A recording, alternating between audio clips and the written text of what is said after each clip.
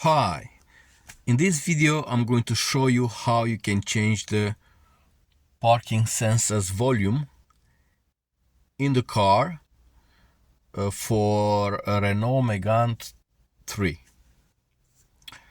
So firstly, we are going to use these two buttons over here, and in one point we're going to use both of them. So let's use one of the buttons and look over here. Sorry about my finger.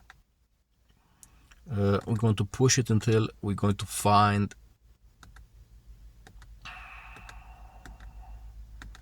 settings menu, and now we're going to press both of the buttons in the same time, and now we are in settings menu. We're going to push just one button until we're going to reach this area, and use the both of the buttons again, parking sensor volume, and now you can choose one of these levels. I choose 5. So this is how you can change the